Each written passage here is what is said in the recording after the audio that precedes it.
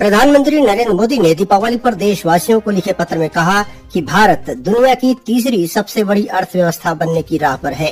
Police स्मृति दिवस पर आज प्रदेश के विभिन्न जिलों में कार्यक्रम आयोजित कर शहीद पुलिस कर्मियों को श्रद्धांजलि अर्पित की गई।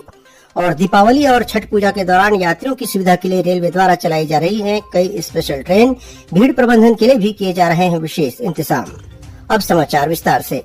प्रधानमंत्री नरेंद्र मोदी ने कहा है कि भारत ऐसे समय में स्थिरता और संवेदनशीलता का प्रतीक बनकर उभरा है जब दुनिया कई संकटों से गुजर रही है। श्री मोदी ने दीपावली पर देशवासियों को लिखे पत्र में कहा कि भारत दुनिया की तीसरी सबसे बड़ी अर्थव्यवस्था बनने की राह पर है। उन्होंने कहा कि इस यात्रा में राष्ट्र के प्रति अपने कर्तव्यों का पालन करना हम सबकी प्राथमिक जिम्मेदारी है।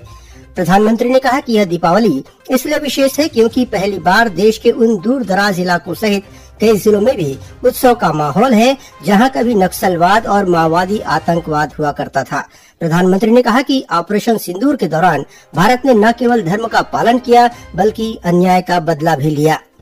आज पुलिस स्मृति दिवस है। वर्ष 1959 में आज ही के दिन लद्दाख के हॉट स्प्रिंग में भारी हथियारों से लैस चीनी सैनिकों द्वारा घात लगाकर किए गए हमले में 10 बहादुर पुलिस कर्मियों ने अपने प्राणों की आहुति दी थी।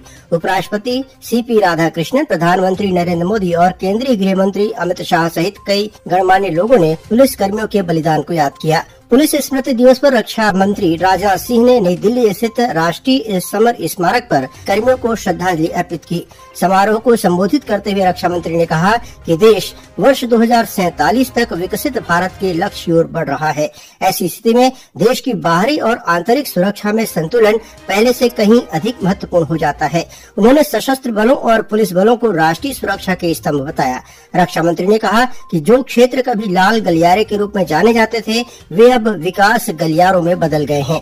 रक्षा मंत्री ने विश्वास व्यक्त किया कि अगले वर्ष मार्च महीने तक देश भर से वामपंथी उग्रवाद की समस्या समाप्त हो जाएगी। उन्होंने कहा कि इस वर्ष कई शीर्ष नक्सलियों का सफाया किया गया है और वामपंथी उग्रवाद से प्रभावित जिलों की संख्या में भारी कमी आई है। पुलिस स्मृति दिवस पर आज प्रदेश के विभिन्न जिलों में कार्यक्रम आयोजित कर शहीद पुलिस कर्मियों को श्रद्धांजलि अर्पित की गई।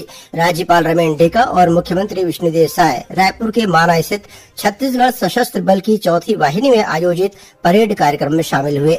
इस अवसर पर उन्होंने शहीद स्मारक में जवानों को पुष्प चक्र अर्पित कर उन्हें श्रद्धांजलि अर्पित की। उन्होंने शहीद पुलिस अधिकारियों और जवानों के परिजनों से मुलाकात कर उन्हें शॉल, श्रीफल और स्मृति चिन्ह प्रदान कर सम्मानित किया। कार्यक्रम को संबोधित करते हुए राज्यपाल ने कहा कि पुलिस का दायित्व चुनौतीपूर्ण होता है। जहां एक ओर कानून व्यवस्था बनाए रखना उनकी जिम्मेदारी होती है, वहीं दूसरी ओर नागरिकों को भय मुक्त वातावरण उपलब्ध कराना भी उनका कर्तव्य है।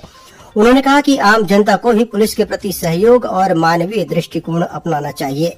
नक्सल प्रभावित क्षेत्रों का उल्लेख करते हुए राज्यपाल ने कहा कि छत्तीसगढ़ पुलिस ने दृढ़ संकल्प, साहस और निष्ठा के साथ नक्सलवाद की चुनौती का मुकाबला किया है, जिसके परिणाम स्वरूप आज इन क्षेत्रों में शांति और विश्वास का वातावरण सशक्त हुआ है। उन्होंने आशा व्यक्त की कि आने वाले समय में राज्य पूरी तरह से नक्सल समस्या से मुक्त होगा। वहीं मुख्यमंत्री ने कहा कि पुलिस और सुरक्षा बल के जवान कठिन परिस्थितियों और चुनौतियों के बीच 24 घंटे समाज की सुरक्षा में तत्पर रहते हैं। उन्होंने कहा कि पुलिस स्मृति दिवस न केवल उन जवानों के पराक्रम का स्मरण करने का अवसर है बल्कि उनके परिजनों के त्याग को भी नमन करने का अवसर है। कार्यक्रम को उप मुख्यमंत्री विजय शर्मा ने भी संबोधित किया। इससे पहले राज्यपाल और मुख्यमंत्री रायपुर स्थित शहीद वाटिका भी पहुंचे। यहां उन्होंने अमर जवान स्तंभ पर पुष्पांजलि अर्पित कर शहीद वीर जवानों को नमन किया। पुलिस स्मृति दिवस पर सूरजपुर जिले के ग्राम सिलफिली स्थित 10वीं बटालियन परिसर में आयोजित कार्यक्रम में महिला और बाल विकास मंत्री लक्ष्मी राजवाड़े ने शहीद जवानों को श्रद्धांजलि अर्पित की।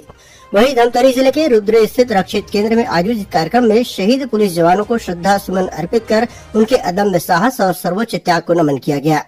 जांजगीर के पुलिस लाइन में भी पुष्पांजलि कार्यक्रम का आयोजन किया गया। इस मौके पर पुलिस अधिकारियों ने पुष्प चक्र अर्पित कर शहीद जवानों को याद किया। उधर नारायणपुर जिले के रक्षित केंद्र स्थित शहीद स्मारक परिसर में आयोजित कार्यक्रम में जनप्रतिनिधि, अधिकारी और शहीद परिवारों ने जवानों को श्रद्धांजलि अर्पित की। इस मौके पर शहीद जवानों के नाम का वाचन भी किया गया। मुख्यमंत्री विष्णुदेव साय ने कल जशपुर जिला स्थित अपने गृह ग्राम बगिया में परिवार के साथ पारंपरिक उत्साह और उल्लास के बीच दीपावली का पर्व मनाया। इस अवसर पर मुख्यमंत्री ने प्रदेश की जनता की सुख समृद्धि की कामना करते हुए कहा कि दीपावली का पर्व केवल घरों में दीप जलाने का नहीं, बल्कि अपने विचारों और जीवन में भी सकारात्मकता और प्रकाश फैलाने का संदेश देता है। वहीं उप मुख्यमंत्री विजय शर्मा ने दीपावली के अवसर पर कवर्धा स्थित अपने निवास में लगभग 200 स्वच्छता दीदियों और स्वच्छता कमांडो को उपहार, मिठाई और पटाखे भेंट किए। इस मौके पर उन्होंने कहा कि स्वच्छता कर्मी समाज के स्वच्छता के प्रकाश दीप हैं।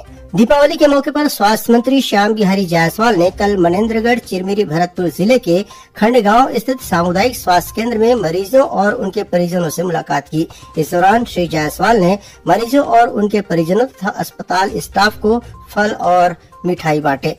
अस्पताल परिसर में मौजूद लोगों ने स्वास्थ्य मंत्री के साथ मिलकर दिए जलाकर दीपावली का त्योहार मनाया। वहीं दुर्ग के शक्तिनगर स्थित शासकीय स्कूल में विष्णु के दिया कार्यक्रम का आयोजन किया गया। इस कार्यक्रम में शिक्षा मंत्री गजेंद्र यादव शामिल हुए और उन्होंने बच्चों के साथ दीप जलाकर और पटाखे फोड़कर दीपावली की खुशियां मनाई।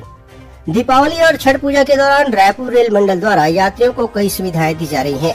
मंडल रेल प्रबंधक दयानंद ने आज रायपुर में पत्रकारों से चर्चा करते हुए बताया कि यात्रियों को special train, confirm birth, holding area और खान पान जैसी कई सुविधाएं दी जा रही हैं।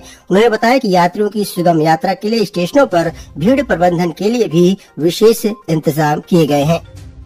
इस बीच दक्षिण पूर्व मध्य रेलवे के रायपुर मंडल के उरकुरा ट्रैक्शन सब स्टेशन में ड्रोन आधारित OHE मॉनिटरिंग और थर्मल इमेजिंग प्रणाली शुरू हो गई है। इसका शुभारंभ प्रधान मुख्य विद्युत इंजीनियर राजीव कुमार बरनवाल और मंडल रेल प्रबंधक दयानंद ने किया। इस आधुनिक तकनीक से OHE में संभावित ढीले कनेक्शन, अधिक तापमान वाले बिंदु और अन्य विद्युत संबंधी खराबी की जल्द पहचान की जा सकेगी। यह पहल भारतीय रेल में पहली बार की गई है, जिसमें ड्रोन तकनीक के माध्यम से ओवरहेड इक्विपमेंट की थर्मल इमेजिंग और निरीक्षण किया जा रहा है।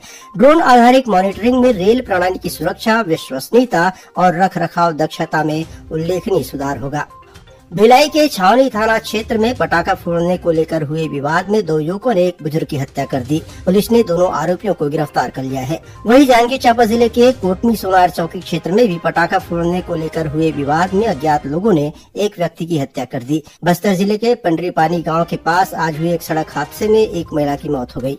कोरबा जिले में मड़वा रानी मंदिर माता दर्शन के लिए जा रहे श्रद्धालुओं से भरा एक पिकअप वाहन पहाड़ पर चढ़ाई के दौरान पलट गया।